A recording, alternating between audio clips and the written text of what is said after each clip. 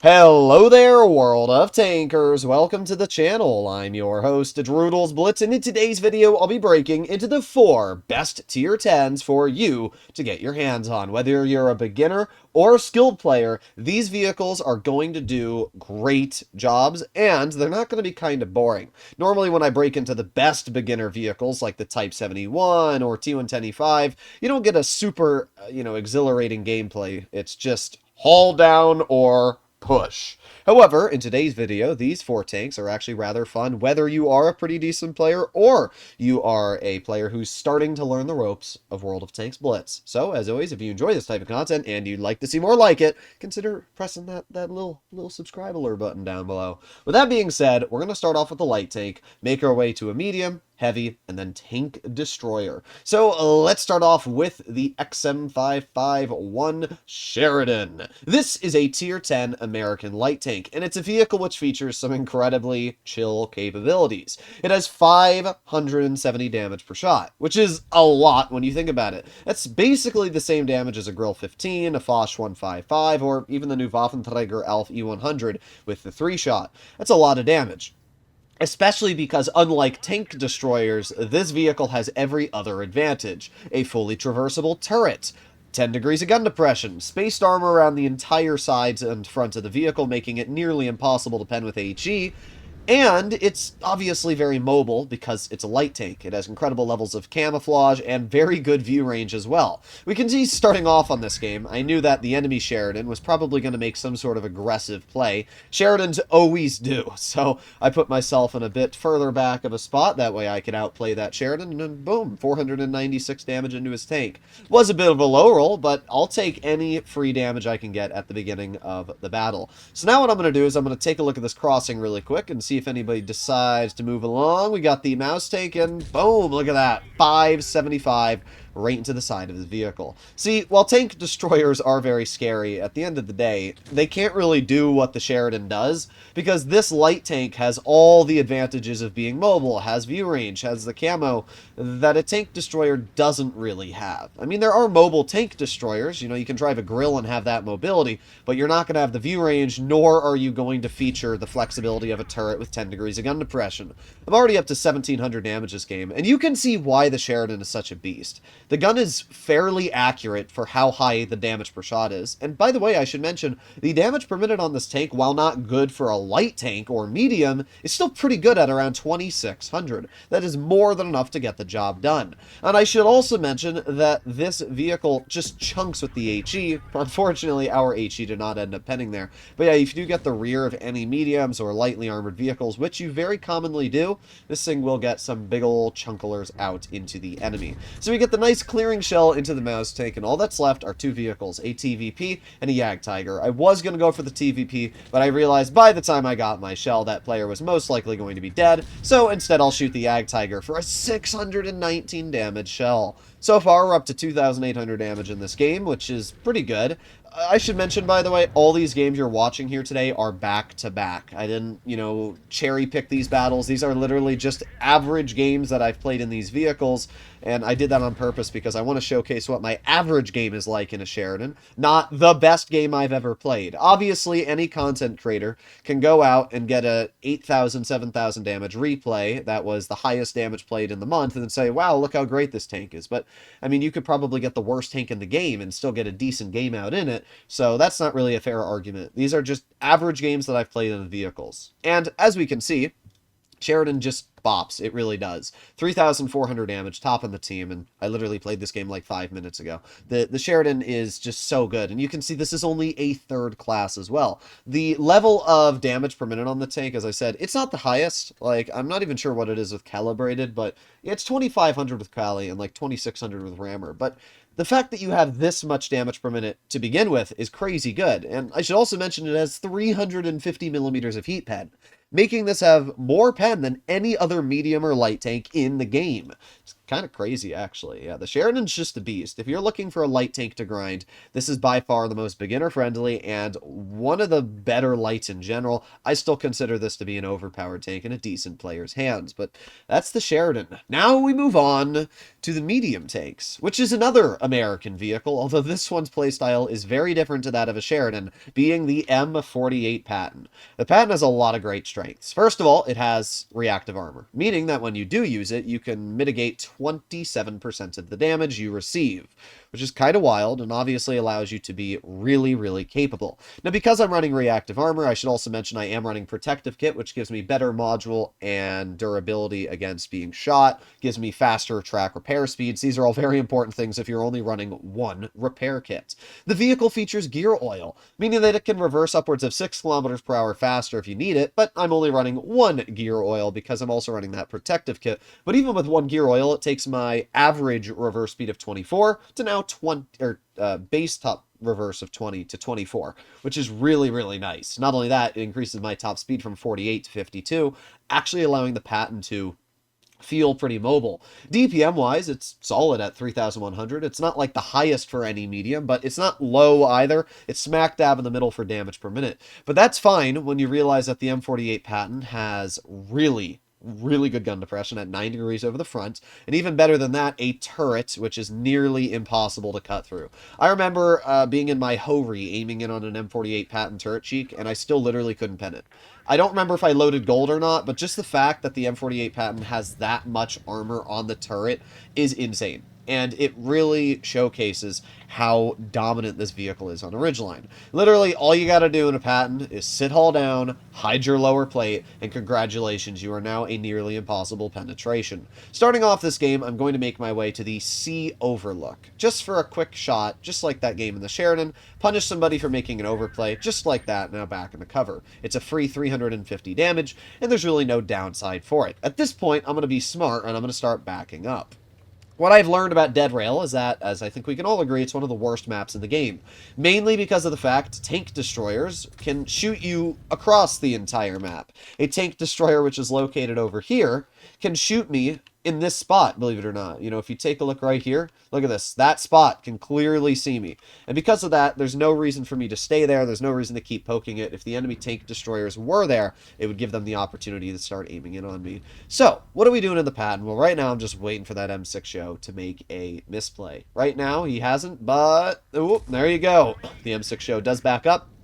It allows me to get a 370 damage shell right into his turret. Okay, pretty good stuff. I'm going to move up here again because I'm not spotted. And I spot not only a grill, but I also spot an FE2 and 5B183 rolling off to my side. And I'm trying to think of how I want to do this. Well, I shoot the 183 once in the track wheel. I put on my reactive armor. I also put on my adrenaline. And I get another shell into the track wheel of the 183. He shoots, screws up the shot, which means now I'm able to get to the side of the 183, shoot him in the track wheel again. This is, by the way, why you always go for track wheels. Now the grill shoots at me, misses his shot. I track the 183 again. Grill rams me, loses 220 health. This grill, is he running Spall? He's not! And again, because the armor on this tank is so good, I mean, this grill's just in a situation where, like, he can't do anything to me. There you go, bounces my turret. And your game's over, bro. I don't know what these two players were doing. I obviously checked if they were in tune, and they were. I'm not sure if they were specifically trying to tunnel me out or what was going on there. I think they were, but clearly they failed absolutely miserably, and now they get featured in a YouTube video, so good job, I guess. I don't know. Either way, the M48 Patent did a fantastic job dealing with this situation. As we can see, the damage per minute was more than enough to farm a lot of damage out this game at 4,300. And, you know, a Leopard, for example, it might have more DPM, but what the Leopard probably wouldn't have been able to do is, well, stop that 183 from penning it. As we saw, that 183 bounced to my side because of the way the armor works, where if I was in a Leopard 1, for example, I don't think the 183 would have bounced that, and the grill also probably wouldn't have bounced that, meaning that I might have died. It's a great example of how different tanks can perform in different situations. The M48 Patent is an absolute beast, and it's by far one of the best tier 10s in the game. I mean, the thing, as I said, it has reactive. I didn't even get to use my reactive that game, but if I was in a situation where I needed it, let's say that 183 did roll around the corner corner and did shoot me, I could have taken what was a 900 damage shot down to like 7 to 600. That's kind of wild, and definitely allows the M48 Patent to be even more dangerous. So, a fantastic tier 10 medium. The line itself, it's not the easiest grind. I mean, I do actually really like the Pershing, but the M46 Patent is a bit outdated. The T20 is a bit outdated. Like, the line itself isn't the easiest grind, but once you get to the tier 10, it is definitely worth it, at least if you ask me. Moving on, we now have the heavy tank, and this one is the 60 TP. I still believe the 60 TP is the best of the best when it comes to tier 10 heavies. Even though it did not make it into my overpowered tier list, it is still one of the best overall tanks in tier 10 for many reasons. First of all, it's actually fairly mobile. It has gear oil, so even though its base top speed is 36 with just one gear oil, now it's 40, and it reverses at 18 kilometers per hour. Not only that, the 60 TP features a very, very chunky gun with 630 damage per shot. I remember when this tank was first released, and everybody was like, oh, why doesn't it have as much alpha as E100? Well, now it basically does have as much alpha as the OG E100. 630 is a big old chunker. Not only that, it now features good heat pen at 362. Used to be a lot worse, but Wargaming has slowly been buffing the heat pen. It has solid DPM as well at 2355. That's not bad DPM by any means when you realize what this tank has going for it. It's mobile, it's got DPM,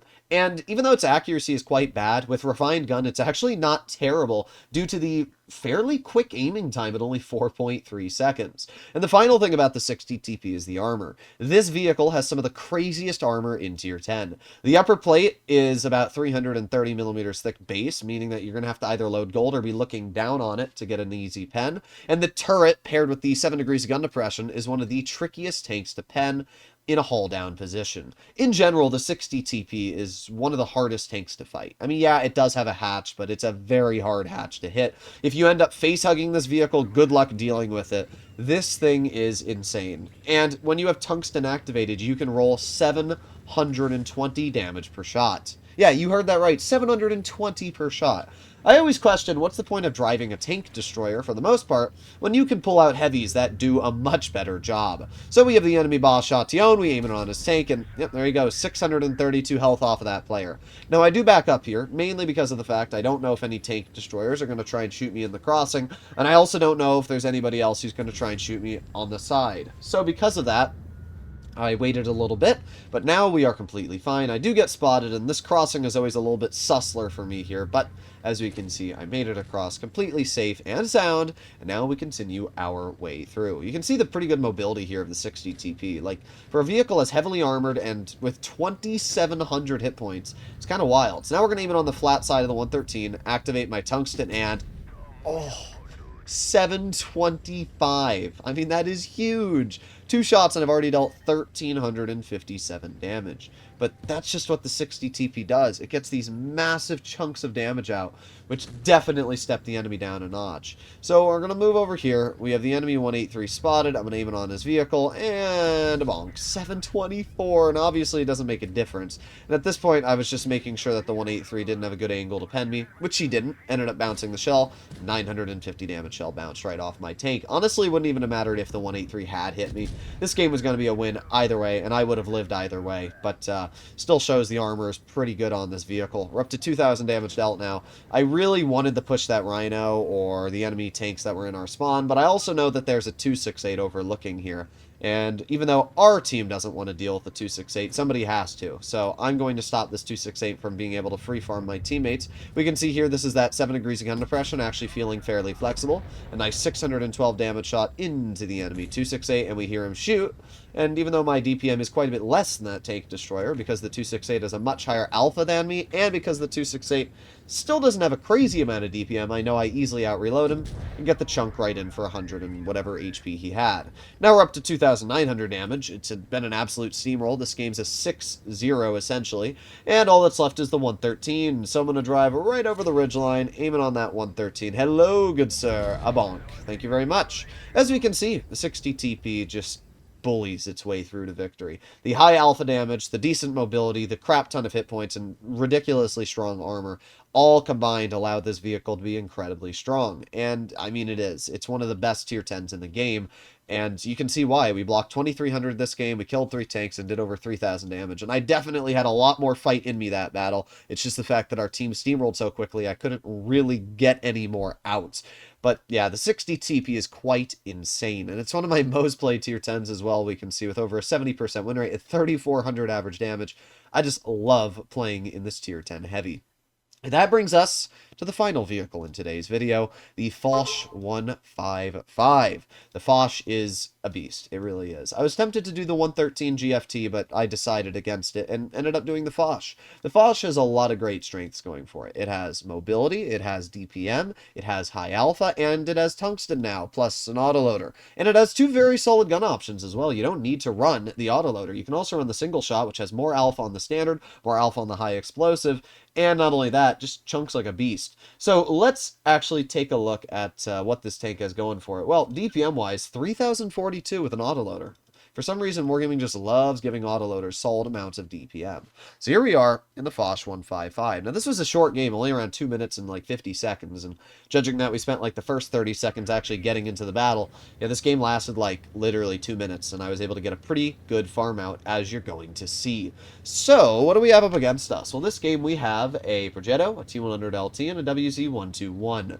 We also have a Horia 268, a 113 GFT, and a VK90. Now, you're going to notice in the beginning of this game where the Foch does run into some problems.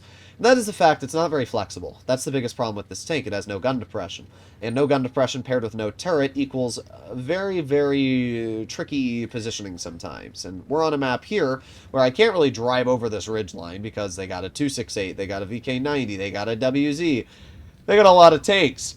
And, well, as we can see, this 268's kind of staring at me. I'm not even sure why. The 268 clearly did not have a shell on my vehicle, but still wanted to try and get it out.